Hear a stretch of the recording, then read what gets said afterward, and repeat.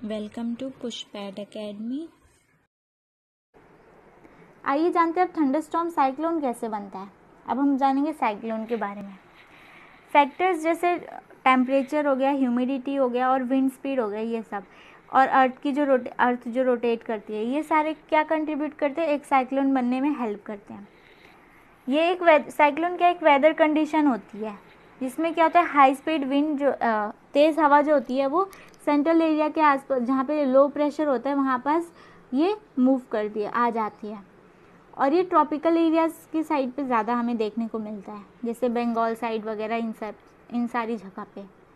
इस जो साइक्लोन की जो स्पीड होती है, इसमें जो विंड स्पीड होती है वो कितनी होती है, 150 टू 250 किलोमीटर पर आवर की होती है स्पीड। और ये स्ट्रॉन्ग विंड मतलब हवा तो इसके साथ साथ तेज़ चलती है, और इसके साथ साथ क्या होगा, हैवी रेन्स, ज़्यादा तेज़ बारिश भी होती है। अब जो एनर्जी चाहिए होती है साइक्लोन को बनने के लिए, वो कहाँ से आती है, जो कंडेंसेशन ऑफ वाटर होता है वहाँ से। वाटर वेपर में क्या प्रेजेंट होता है, मॉइस्ट एयर प्रेजेंट होती है, थोड़ी सी गीले एयर जिसमें air molecules, water molecules present होंगे, वहाँ से वो राइज होती है, उठती है, और फिर वो सी वाटर की साइड से कंडेंस होती है, तो जिससे कि वो एक क्लाउड फॉर्म कर ले। तो एनर्जी से साइक्लोन को कहाँ से मिल रही है, जो वाटर कंडेंसेशन हो रहा है वहाँ से, और इसके साथ बाद में इसमें क्लाउड भी फॉर्म हो जाता है। When air above sea water is heated, a region of low pressure is created। अब क्या, जब सी वाटर जो है वो क्या होती है, हीट हो जाती है, गर्म हो जाता है, तो लो प्रेशर बन जाता है वो एरिया, वहाँ पास लो प्रेशर क्रिएट होता है। और जो वार्म और मॉइस्ट एयर होगी वो क्या होगी, ऊपर उठेगी, और जो कूल एयर होगी वो उसकी जगह लेने की कोशिश करेगी, जगह ले लेगी उसकी। अब ये प्रोसेस क्या है, रिपीट होता रहता है और फिर ऐसे करते करते करंट फॉर्म कर लेता है। अब एक बार ऐसे करते करते फिर साइक्लोन फॉर्म हो जाएगा, तो फिर क्या होगा, when cyclone form it move over the surface of sea and it comes to end quickly when it move over land. अब जब साइक्लोन फॉर्म होगा तो हमें सी के सरफेस के ऊपर दिखेगा, सी के ऊपर दिखेगा, समुद्र के ऊपर। जैसे जैसे अब ये जो साइक्लोन है ये मूव करेगा किस साइड, लैंड एरिया की साइड मूव करेगा, तो ये साइक्लोन क्या हो जाएगा, शांत होते हुए हमें दिखेगा, हवा धीरे धीरे कम होती जाएगी। Because it no longer receives, ऐसा क्यों होगा, क्योंकि वो अभी से हीट एनर्जी वहाँ पे नहीं मिल पाएगी और मॉइस्चर नहीं मिल पाएगा जो इसे सी वाटर से मिल रहा था। साइक्लोन को अलग अलग कंट्रीज़ में अलग अलग नेम से जाना जाता है, जैसे इंडिया में इसे हम साइक्लोन बुलाते हैं, अमेरिका में हम इसे हरिकेन बुलाते हैं, और जापान में हम इसे टाइफून बुलाते हैं। ये स्ट्रक्चर है साइक्लोन का। ये जो आप देख रही है इमेज, ये क्या है, सैटेलाइट इमेज है, और सेंटर पे जो आप देख रहे हैं वो क्या है, साइक्लोन की आई है। आइए इसके बारे में डिटेल में जानते हैं। Centre of cyclone is calm area. अब जो सेंटर होता है साइक्लोन का वो बहुत शांत एरिया होता है थोड़ा, और इसको हम आई भी बोलते हैं, EYE है वो, AYE नहीं है, इसको हम आई भी बोलते हैं स्टॉर्म की। अब इस आई की जो डायमीटर होता है वो 10 to 30 किलोमीटर होता है। सोचिए 10 to 30 किलोमीटर कितना बड़ा होगा।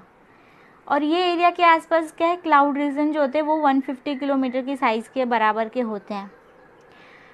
हाई स्पीड विंड इसमें चलती है, क्लाउड जो होते हैं वो बहुत ही ज़्यादा, इससे क्या होता है, बारिश बहुत ज़्यादा तेज़, हैवी रेन होती है, बहुत ज़्यादा तेज़ बारिश आती है। और ये जो एरिया होता है, विंड स्पीड यहाँ पर क्या होती है, जैसे अवे फ्रॉम दिस एरिया, जैसे ये सी वाला एरिया है और इसके दूर क्या होगा, लैंड वाला एरिया होगा, तो वहाँ पे विंड की जो स्पीड होगी वो क्या होगी, धीरे धीरे कम होती जाएगी, धीरे धीरे होगी, एकदम से ऐसा नहीं कि ये लैंड एरिया में जाएगी इसकी स्पीड कम हो जाएगी, ऐसा नहीं होता है, ग्रेजुअली प्रोसेस होता है। ये आप देख सकते हैं साइक्लोन। अब हम बात करते हैं डिस्ट्रक्शन कॉज्ड बाय साइक्लोन्स, क्या क्या इससे लॉस होता है। जो ये एक बहुत बड़ा जो साइक्लोन है, बहुत बड़ा स्टॉर्म है अर्थ के ऊपर। It cause wide spread destruction, बहुत ज़्यादा है, मतलब इसमें डिस्ट्रक्शन बहुत ज़्यादा, लॉस होता है। कोस्टल एरिया साइड पे बेसिकली बहुत ज़्यादा लॉस होता है, लैंड एरिया की साइड पे भी आते आते फिर बहुत लॉस हो जाता है। जब स्ट्रॉन्ग विंड, जो तेज़ हवा होती है, वो क्या करती है, पुश करती है वाटर को शोर के साथ, इवन अगर वो 100 किलोमीटर भी दूर है तो भी हमें पता चल जाता है कि साइक्लोन आने वाला है, इसीलिए यह फर्स्ट इंडिकेशन होता है साइक्लोन का। इसमें क्या होता है, it causes damage by toppling trees, electric poles, telephone poles, vehicles, damage houses. अभी जब ये साइक्लोन आता है तो क्या होता है, क्या क्या डैमेज कर देता है, पेड़ वगैरह टूट जाते हैं, इलेक्ट्रिक पोल्स उखड़ जाते हैं, टेलीफोन पोल्स, व्हीकल्स वगैरह उसके साथ ख़राब हो जाते हैं या उसके साथ ही बह जाते हैं। हाउसेस वगैरह बहुत डैमेज होते हैं, जिनके कच्चे घर होते हैं सबसे ज़्यादा उनको डैमेज होता है। और पक्के घर भी कोई ज़रूरी नहीं कि वो भी टिक पाएंगे, अगर कहीं बहुत ज़्यादा बड़ा साइक्लोन आ जाता है तो वो भी नहीं बचते हैं। और बहुत सारी लाइफ इसमें लॉस होती है, प्रॉपर्टी का लॉस होता है बहुत। और तो और ये सॉइल की जो फर्टिलिटी होती है उसको भी रिड्यूस कर देता है, जिससे क्रॉप्स वगैरह फिर अच्छी नहीं उगते हैं वहाँ पे। और हैवी रेन की वजह से ये फ्लड वाली कंडीशन भी आ जाती है। अगर साइक्लोन आता है और बहुत ज़्यादा रेन होती है, बारिश बहुत ज़्यादा होती है, तो फिर फ्लड जैसी सिचुएशन भी आ जाती है, जो कि पीपल और एनिमल्स की लाइफ को बहुत अफेक्ट करती है। और रोड्स वगैरह, रेलवे ट्रैक्स और क्रॉप्स वगैरह को ये बहुत डैमेज करते हैं साइक्लोन। अब क्या सेफ्टी मेजर्स है हमारे पास, हम इससे कैसे बच सकते हैं? ये नेचुरल डिज़ास्टर होते हैं, ये हमें मतलब बहुत एकदम आने से पहले तो हमें बताएंगे नहीं कि हाँ हम आ रहे हैं। ये नेचुरल डिज़ास्टर होता है, अचानक से ही आता है। हाँ, बस वो है एडवांस टेक्नोलॉजी की वजह से अब हमें 24 घंटे पहले या 48 घंटे पहले पता चल जाता है। आइए जानते हैं इसके सेफ्टी मेजर्स क्या है। गवर्नमेंट के साइड से क्या सेफ्टी मेजर्स हो सकते हैं? Cyclone forecast and warning system must be install. जो साइक्लोन फोरकास्ट होता है, मतलब ये इंस्टॉल होना चाहिए, जिससे क्या होता है जो भी इंफॉर्मेशन होती है वेदर अपडेट साइट से वो हमें मिलती रहे। Construction of cyclone shelter in cyclone prone areas. अब इसके अलावा क्या है, साइक्लोन जैसे किसी एरिया में साइक्लोन आ रहा है तो हमें उस एरिया को खाली करवा देना चाहिए और हमें दूसरी जगह अरेंजमेंट करवाना चाहिए। Administrative arrangement should be taken to move people faster to safer place. और अरेंजमेंट ऐसा होना चाहिए कि जो लोगों को जल्दी से मूव कर पाए वहाँ से सेफर प्लेस पे, सेफ जगह पे मूव कर पाए। From people should follow the essential guidelines. जो लोग हैं उनको क्या है, गाइडलाइंस फॉलो करनी चाहिए जो भी गवर्नमेंट दे रही है, और या फिर जो भी हमें टीवी, रेडियो या फ़ोन्स वगैरह के थ्रू हमें पता चल रहा है, हमें वो गाइडलाइंस फॉलो करनी चाहिए। हमें ड्राइव नहीं करना चाहिए रोड में which is under water because flood might damage the road. Drive क्यों नहीं करना चाहिए? क्योंकि फ्लड अगर हो सकता है कहीं पे फ्लड हो, उसने रोड वगैरह को डैमेज कर दिया हो, तो वहाँ पर चांसेस है एक्सीडेंट वगैरह होने के। इमरजेंसी फ़ोन नंबर सबके पास होने चाहिए। हमें पानी भी नहीं पीना चाहिए क्योंकि हो सकता है पानी कंटेमिनेटेड हो, गंदा हो, उसमें इन्फेक्शन वगैरह हो। हमें वेट स्विचेस नहीं टच करने चाहिए, गीले स्विचेस नहीं टच करने चाहिए। हमें सिर्फ मस्ती के लिए बाहर नहीं जाना चाहिए कि चलो देखते हैं साइक्लोन आया है, ये बहुत तेज़ आंधी तूफान आ रहा है, देखते हैं क्या है, वीडियो बनाते हैं, ये हमें नहीं करना चाहिए। हमें कोऑपरेट करना चाहिए गवर्नमेंट के साथ, और हमारे जो आसपास के लोग हैं, फ्रेंड्स हैं, उनकी भी हेल्प करनी चाहिए। हमें किसी भी डैमेज बिल्डिंग के अंदर एंटर नहीं करना है इससे, क्योंकि क्या होगा, अगर साइक्लोन है, अगर वो बिल्डिंग पहले से ही डैमेज है तो हो सकता है जब तेज़ आंधी आए या बारिश आए तो वो और ज़्यादा डैमेज हो जाए, वो गिर भी सकती है बिल्डिंग। इसलिए हमें डैमेज बिल्डिंग के अंदर नहीं रहना चाहिए। अब हम बात करते हैं टॉर्नेडोज़ की। टॉर्नेडो क्या है, ये फनल शेप का होता है, बहुत डार्क होता है। नॉर्मली इंडिया में बहुत कम देखा गया है, देखा नहीं जाता इंडिया में। दूसरी बाकी कंट्री जैसे कनाडा वगैरह, इन सारी साइड पे ज़्यादा देखा जाता है। ये स्काई से, आसमान से ग्राउंड की तरफ इतना बड़ा होता है, आसमान से ग्राउंड तक ये टच करता है। बहुत सारे टॉर्नेडोज क्या होते हैं, वीक होते हैं, कमज़ोर होते हैं, वो ज़्यादा लंबे नहीं होते हैं। और एक वायलेंट टॉर्नेडो जो होता है, जिससे ज़्यादा नुकसान होता है, उसकी स्पीड होती है 300 किलोमीटर पर आवर की, जिससे बहुत ज़्यादा नुकसान होता है। और टॉर्नेडोज जो है वो साइक्लोन के अंदर भी फॉर्म हो सकते हैं। इट डेवलप फ्रॉम ये थंडरस्टॉर्म से डेवलप होते हैं, ज़्यादातर लैंड एरिया इस साइड पे डेवलप होते हैं। अब जो फनल है टॉर्नेडो के, ये क्या करते हैं, जैसे मैंने अभी आपको बताया ना, इस डार्क फनल शेप का होता है, क्लाउड जैसा। ये क्या करते हैं, जो फनल शेप होता है वो सारी चीज़ें सक कर लेता है, मतलब अपने अंदर ले लेता है, जैसे मिट्टी, पेड़, कार, कचरा, कूड़ा, वेस्ट जो भी होता है, सब वेस्ट ज़रूरी ही नहीं वेस्ट ये ले, बहुत सारी चीज़ें ये अपने अंदर ले सकता है, यहाँ तक कि इंसानों को भी ले सकता है। ये बहुत ज़्यादा डैमेज करता है, ये बहुत ज़्यादा तेज़ हवा चलती है इसमें।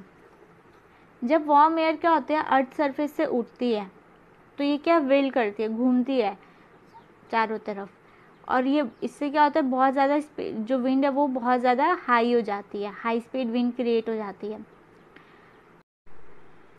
They are smaller than cyclone, around 100 metre, but wind speed can rise as high 500 kilometre per hour. जो टॉर्नेडोज होते हैं वैसे तो ये छोटे होते हैं साइक्लोन से, लेकिन जब जो हवा होती है, विंड स्पीड होती है, उसकी वजह से ये 500 किलोमीटर पर आवर की तेज़ी से ये मूव कर सकते हैं और फिर ऐसे वो धीरे धीरे बड़े होते रहते हैं। अब जानते हैं हमें क्या प्रोटेक्शन लेनी चाहिए टॉर्नेडो के टाइम पे। अगर टॉर्नेडो आता है तो हम क्या कर सकते हैं।